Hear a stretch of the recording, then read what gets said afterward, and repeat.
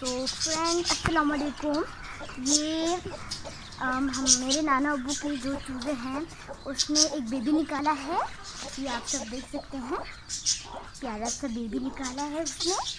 और आप सब देखिए हमारे जो तोते हैं उसने देखिए छोटा सा बेबी निकाला है। देखिए कितना स्मॉल बेबी है ये।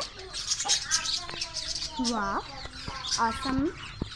और वो एग से पड़ा हुआ है, बिल्कुल सो रहा है।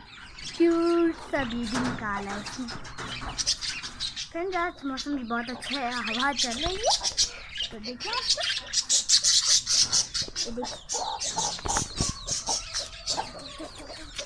ये देखिए कितना प्यारा बच्चा है।